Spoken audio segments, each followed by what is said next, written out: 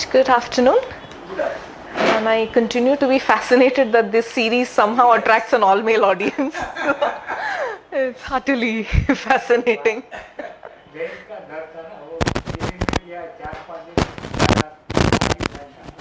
Okay. Hello. We were just saying that somehow this series attracts an all-male audience, so join the club.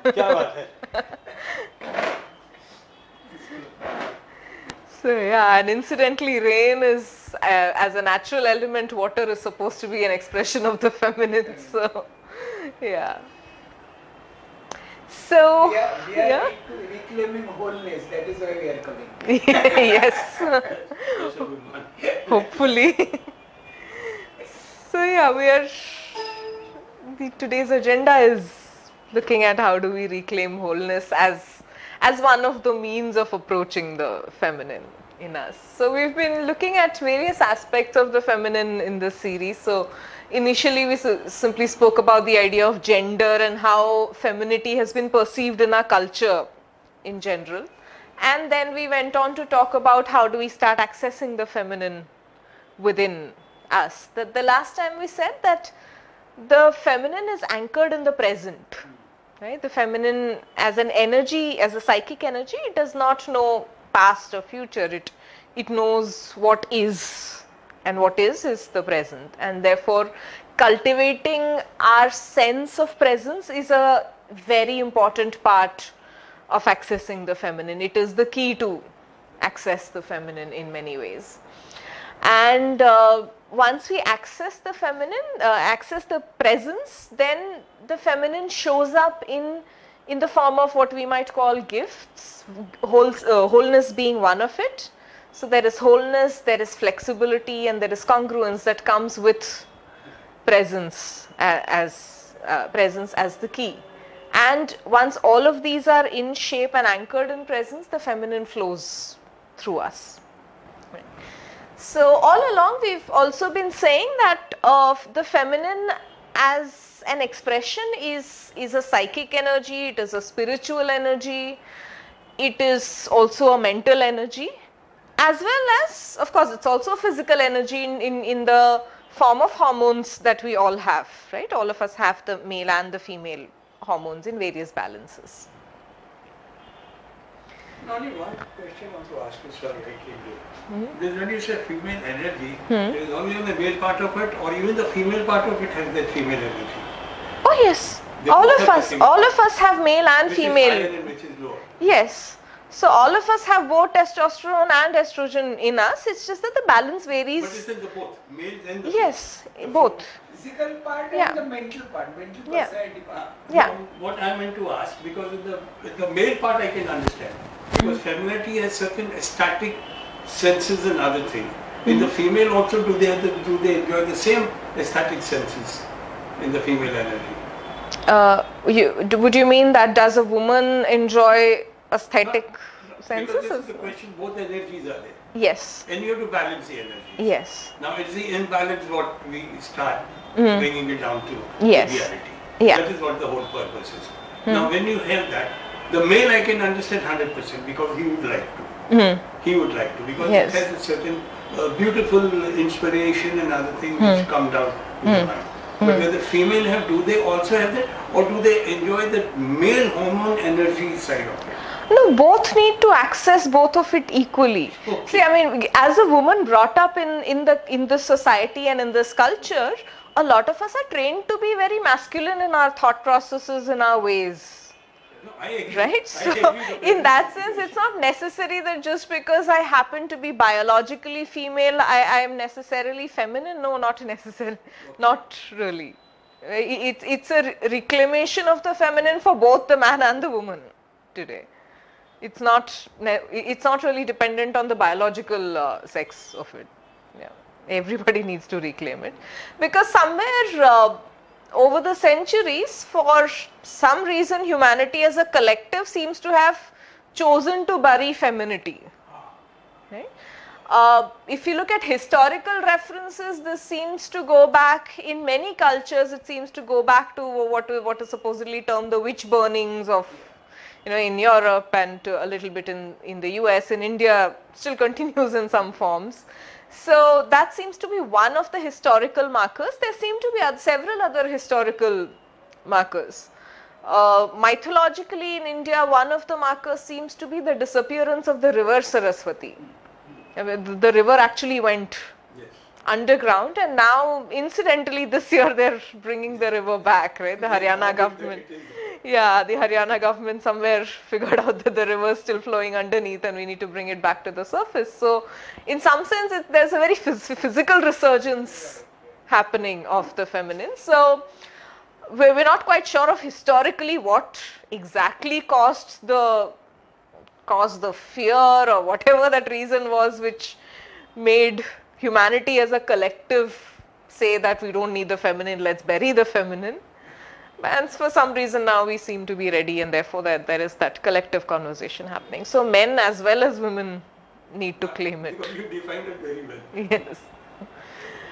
So why wholeness? So one of the gifts of presence, as we spoke about the last time, is once we are present, once we are here and now in the moment, and there is, as we said, we look at all aspects of ourselves. So in the head, in the heart, in the gut, if you're completely present, there's nothing to defend, nothing to fear, nothing to promote, then we are here and now. And in that here and now, there is that completion, there is that wholeness.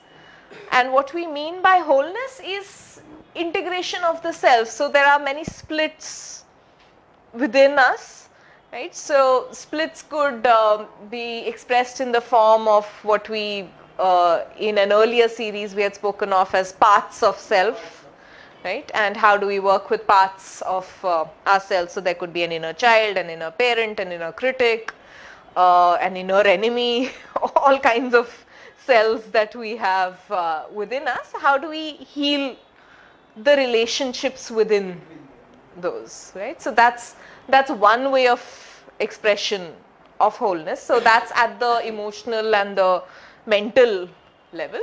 And of course, ultimately there is also that aspect of mending those relationships, healing those parts, but also balancing those parts in terms of consciously choosing which part is necessary when. So sometimes that critic might be needed, and therefore we need to bring up that critic very willfully, whether we like it or not, and let it have its expression. As much as we need, let's say, a warrior at times, we need a teacher at times, we need somebody to be gentle at times. Yeah. So that balance is a moment to moment decision. We can't really adopt a default position and say, okay, this is where I'll operate from, right? And the whole idea of parts work, and to a great degree the whole idea of wholeness, is about that, not to operate from a default position, right?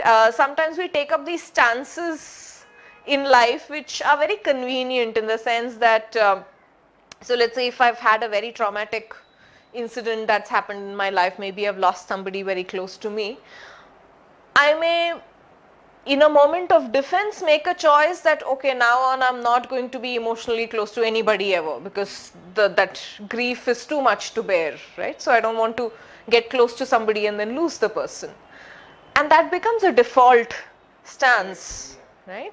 And therefore there is that part of me which is that warrior which is operating, and that's the only part that seems to be operating.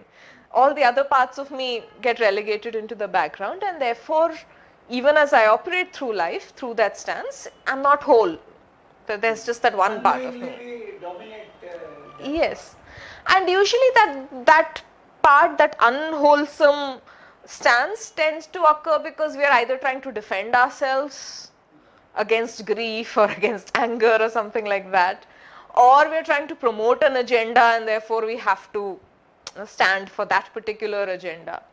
Or there's something that we deeply fear and therefore we're trying to withdraw, and therefore there is that aloof part which tends to gain momentum. The idea of wholeness is to consciously choose what part needs to operate at what moment in time, and let the part relegate into the background when it's not needed, and at the same time also mend the relationship between the parts. So Carl Jung used to speak about wholeness and the feminine in an interesting way. So he started off from the psychological perspective of saying that all of us have an ego self and there's a shadow self, right? There's the persona and the shadow. Persona, or the ego self, being the part of us that is in the light, so to say, in the sense that is the part of ourselves that is expressed to the world. So I operate in a certain way, I behave in a certain way, I make certain kind of decision. Yeah, the masks that we wear, right? And sometimes it may be reality also. It may not necessarily be put on. It could be very much my real self. So there is that ego self. So ego not in the bad sense of the term, ego self as in the part of the self that is the persona, right? And there is the shadow self, which is unexpressed, which is the part of me that I either deliberately suppress and not allow expression, or there's a part of me that I have never encountered, right? So I don't know, right? So for example, I have so far in my life never felt the need to pick up a knife and murder somebody, right? Does that mean I'm incapable of being a murderer? No, I'm very capable of doing that. Right, so there is that aspect in my shadow that the murderer exists, the rapist exists, the terrorist exists. I have either not had the opportunity for that part of me to come up, or I have chosen not for it not to come up. Right? So there is the ego self and the shadow self, and Jung used to make an interesting statement. Shadow, you used the term as a negative type or no, not necessarily. Yeah, a lot of good parts may exist in the shadow, right? So but not prominent. I mean, it's just not in the light. It is not something that I have claimed, and therefore it is not something I express. So for example, if I have grown up with a history of abuse, for example, I may grow up with the persona of a victim. Right, that the world is bad to me, I need to be scared of people, I need to be careful, I need to take care of my safety, and therefore that becomes a stance, and therefore what is in my persona is the victim, right? What happens when the victim is in my persona is my power is in my shadow, right? Which is not a bad thing, power is a great thing, but it is in my shadow, so it's a very positive shadow there, right? And Jung says that till the time we bring the unconscious into the conscious, we bring the shadow into the persona, it will rule us and we will not know. it may erupt sometime. Yes, erupts because it needs expression. It is a part of you, right? So it is going to claim expression. You look in the mirror and talk, and you yes, so shadow part of it. yeah, so it needs expression. And it rules us in the sense that it will come up as, so if I am, let's say, playing victim in my life, the power will come up in the form of, let's say I become a mother-in-law and I start torturing my daughter-in-law, right? Just because I have had a bad phase as a daughter-in-law, right? So I'm repeating the cycle. There's no logical reason for me to torture my daughter-in-law, but I do it because I happen to have a bad phase as a daughter-in-law, and therefore my power comes into play, but it does not come into play positively. It comes into play in the form of overpowering my daughter-in-law, right? So then when the power doesn't get natural expression, it becomes power over somebody, and therefore I'm trying to dominate, I'm trying to, in relationships where, let's say, somebody is very meek or very submissive, I would seek to dominate. The power starts expressing itself. Remembers me, I've seen two lonely ladies. One is of an attitude because of loneliness, and of course capability was there. So I don't need you attitude. Yes. I mean, everything I can do, I don't need support and all. Yeah. And another lady with a single son of an attitude that I want to express me through you. So after the marriage also, every time you have to express my presence. Yeah. So that kind of attitude. Yes. It depends on what they relegated into the shadow, right? So if I'm living with the stance that I am independent, my dependency or codependency is in the shadow, right? So even when there are situations and relationships where I need to be dependent, I will try and sabotage it because I don't like that equation. And therefore the shadow governs the sabotage there. And third party will suffer.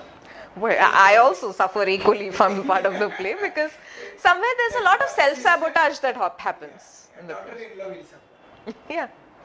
No, even the self, in the sense, I am depriving myself of a good relationship. Right? So a lot of self-sabotage happens because the shadow governs me. Shadows, of course, also play out in our dreams. They play out in various ways through which the unconscious expresses itself.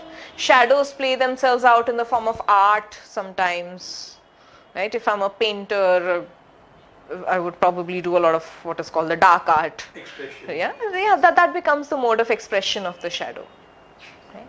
So, of course, most of us don't live in the extreme sense of ego and shadow self, not in the form of Jekyll and Hyde, but yeah, all of us do have those parts of us which are the shadow. Yeah, I mean, the shadow is a negative term in the sense that it's associated with dark, but what is in the shadow is not necessarily bad. Sometimes a lot of our good qualities live in the shadow. Okay. So, and a lot of, at the collective level, a lot of concepts tend to live in the shadow. Right? So, if you look at India as a collective at this point, a lot of our sexuality and sensuality lives in the shadow, and therefore the expression of it is rape. And comments about what people should wear, not wear. Right. Yeah. Last time I think we were talking before the lecture. Yeah. So what Jung used to say was the first piece, and he calls it the apprentice piece, that the first step of wholeness is merging the ego self and the shadow self, which means claiming our shadows. Right? So claiming our shadows, that there's a lot of ways in which shadow work is done. It can be done therapeutically, it can be done simply consciously through meditation. Sometimes a lot of self-dialogue or paths work helps to understand and to simply have that conversation with self to say, okay, I could be that. You know, before, let's say for example, before condemning a terrorist, I could be that. Maybe if I was in those circumstances and I had those kind of choices, maybe I would have also picked up the gun, right? Is there anything about me that makes me incapable of being a terrorist? No. Right? I have the brains to be one, I have the physical strength to be one, and so I could be one. And to accept that and say, it's all right, that's also a part of me. It's just that at a conscious level, I choose not to be a terrorist, I choose to be something else. Right? And therefore to not stand in judgment of the terrorist. Balancing of energy. Yeah. Because a lot of our judgment tends to create shadows. It pushes aspects of ourselves into the background because we say that is not allowed. So one way to bring about wholeness is social fear and unconscious acceptance of the fear, right? It's not that a lot of times we have not experienced a lot of things that we fear. We fear because others say it is to be feared. Right? So there's really no physical experience or tangible experience of fear in a lot of cases. It's just that we've been told. Imagination, unconscious acceptance, allowing ourselves to be conditioned. Well, it may not go into action, but sometimes it's necessary for us to just experience and say, hey, my perspective is different. Right? For example, a lot of us as children are told, don't go into a dark room, it is scary. Right? So a lot of children grow up with a fear of the dark room without actually ever having been alone in one. Right? Just the mention of a dark room somehow scares them. Does it mean something wrong will happen to the child if it simply happens to walk in a dark room? No, not necessarily. It's just a myth that gets created and we live with the myth through the rest of our lives. So a lot of those shadows are created because of the mythology we integrate into ourselves as we grow up. So while in general Western psychology has said that the path to wholeness is simply integrating ego self and shadow self, and that's it, that is psychological wholeness, that was the perspective. Jung made a very interesting comment and said, no, that's just the apprentice piece. He says the masterpiece is actually integrating the masculine and the feminine within us, which is beyond the ego self and the shadow self. So from the Jungian perspective, integration of shadow is just the first step. And then the masculine and the feminine come in later. To a great extent, the work happens also parallelly, but it is the next level of work. So, so there are various perspectives on wholeness. The psychological perspective, as we said, the Jungian concept of the conscious self and the unconscious self, and merging the persona and the shadow, and merging the two. That's one way of looking at it. Yogic traditions speak of wholeness from the spiritual context. So in the spiritual context, in the Indian spiritual context, the terms we use are the Atman and the Paramatman, and the merging of the two. Right? The individuated self and the whole self, the divine self, and how do you blend the two.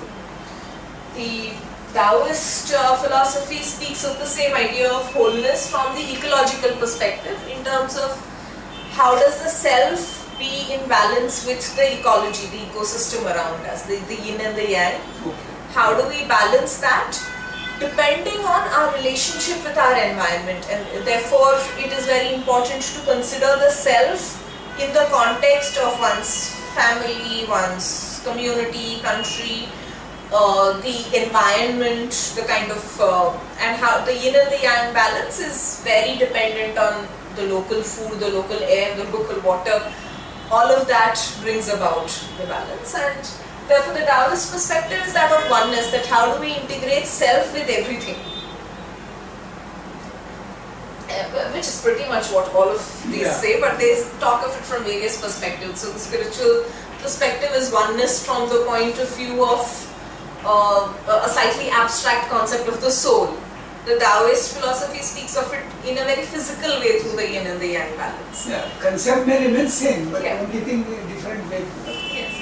So ultimately, all forms of yoga, all forms of spiritual practices speak of wholeness as the goal of the practice, that the union as the goal of the practice. In fact, the term yoga is wholeness, it's union. Here, you are making Taoist. Yes. There is a Indian yang That's also formula. Yes. Indian yang formula. that is with the ecological. That is the oneness, the yin and the yang, the masculine and the feminine being one with each other, and therefore dancing with each other. They say that every man is also Yes. female. Dot hai. Yeah. Both are. We have the female and the male hormones in the same body. Yeah, as you said, the yin yang symbol talks of it in terms of the black in the white and the white in the black, and therefore there is that merger that's there. The yogic tradition or the Indian spiritual tradition represents it in the form of the Ardhanarishwar. The whole. Yeah. So, there's no one way really to look at wholeness. Unlike with presence, we said we could have a simple 5-minute presence practice in it. We can center ourselves and come into the present. I find the fourfold self being a good framework for wholeness. How we work it is really an individual choice. So it's just the broad framework that I have to offer. So Brian Skeer spoke about the fourfold self in a certain context. Who's Brian? Brian Skeer.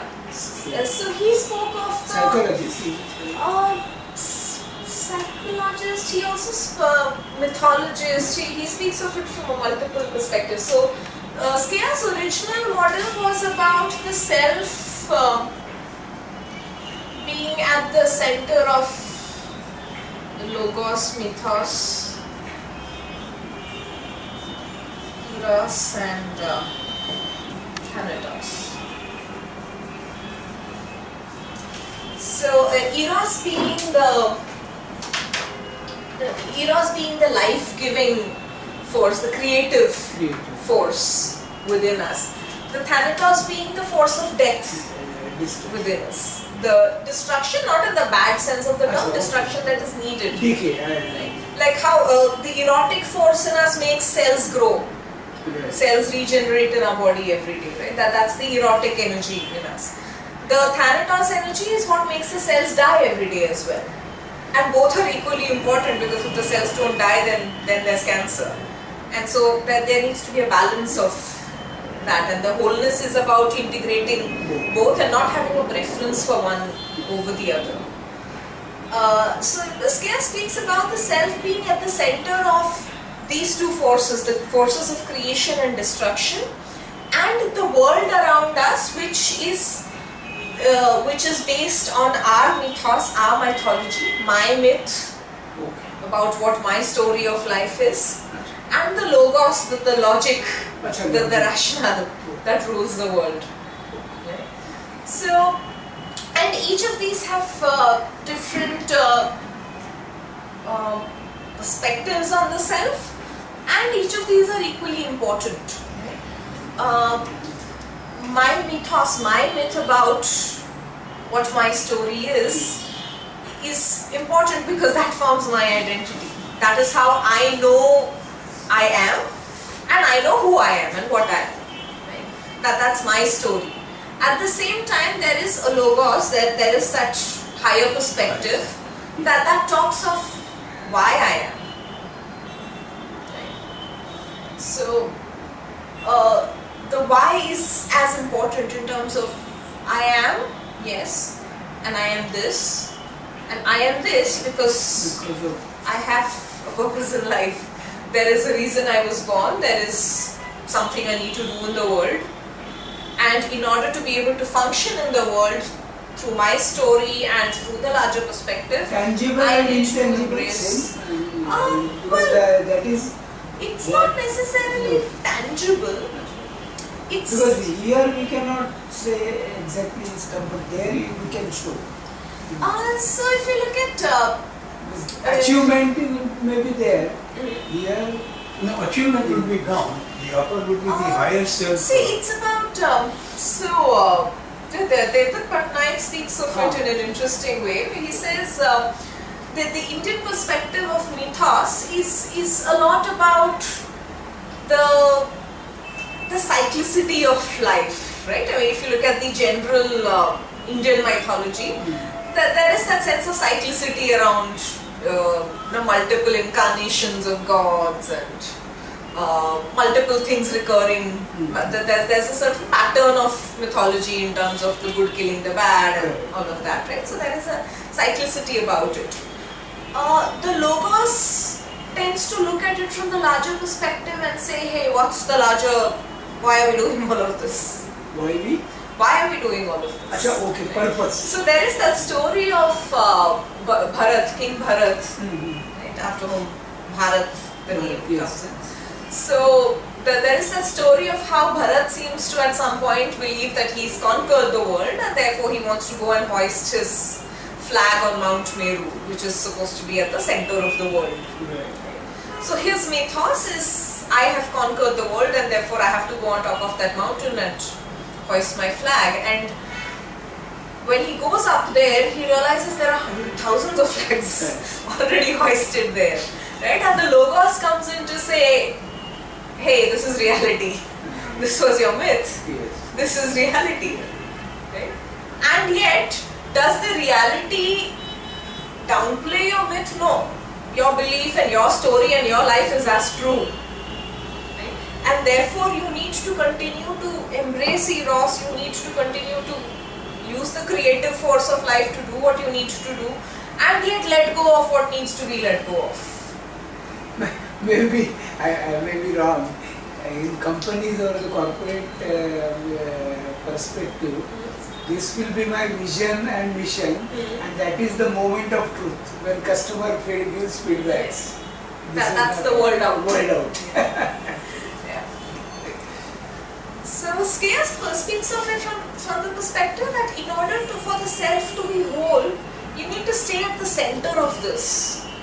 I can't only live in my story. I can't only be creative, I can't only be destructive, and I can't only be rational, logical, I can't be a robot. So therefore I need to stay at the center of all of this in order to be whole. I need to be able to access all my faculties at once, every time and any time.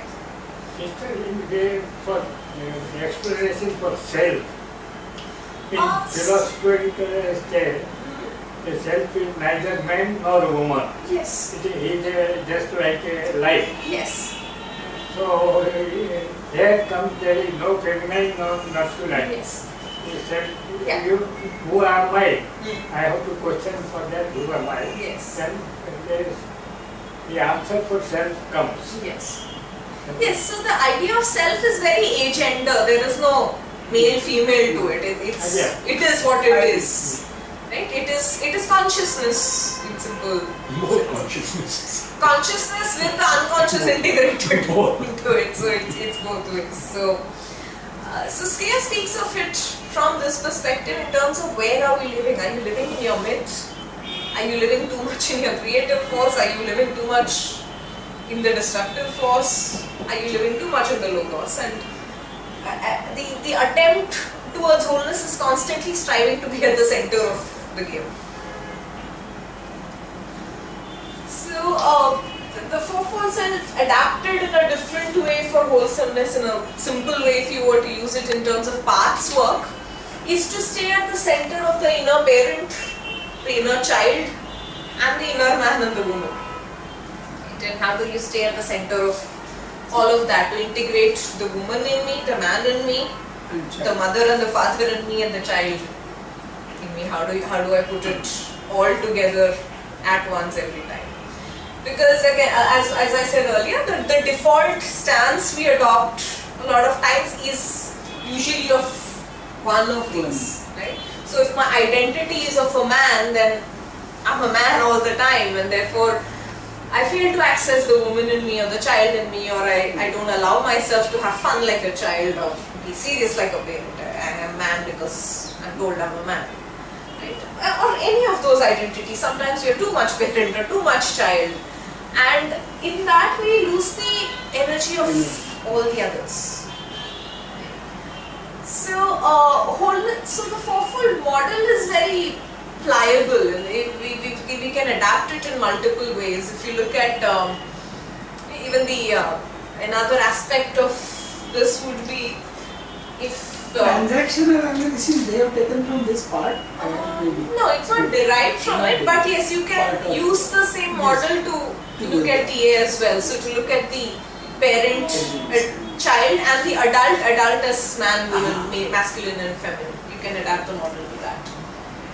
Yet another expression of it from the feminine perspective, or in fact a similar aspect to this, is the archetype of Lakshmi, the goddess Lakshmi. Shiva and Is Lakshmi in herself is expressed in these ways in terms of the four things. So there is the Kama, Moksha. There is Dharma and the Artha. So that's again one way of expression where Lakshmi is considered whole because of those four aspects of Dharma, Artha, Kama, Moksha. Right? So the idea of purpose, the Dharma as to why I am here, right? The Artha, the value, the wealth that I bring, not necessarily money, but wealth in terms of what I have to contribute, my service to the world. The Kama in terms of what do I desire to create, and the Moksha in terms of what am I willing to let go of in order for this whole thing to sustain.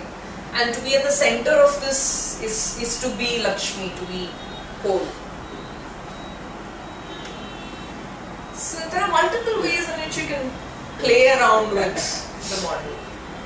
So my invitation would be in terms of claiming your wholeness and for you to be able to share this with others. Look at it from various contexts and look at what is the foundation? What's the base? What's the mythos? What is governing you? The conditioning, the rationale, the society, whatever. You know, Then this aspect, various part of our life, we can use this relationship, Yeah. career. Yes, absolutely. So if I were to look at myself as a professional and claim wholeness in the professional space, for example, if I have to put myself at the center of it there, what's my basis, what's my identity as a professional, what do I believe I am, right? That's in the base of it. What is my organization, my business, my boss, the world around me, the professional world around me, right?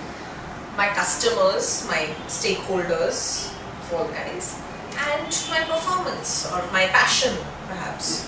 And can I be at the center of all of that, right? Or am I veering too much towards one of those? Am I veering too much towards, let's say, professional pressure from the organization that there are rules, regulations, things to be followed, and in the process, therefore, I lose out on my passion, I lose out on my, what I enjoy about work, right? Or am I too much in my own story about how I'm good and my boss doesn't know me and my boss doesn't identify how good I am?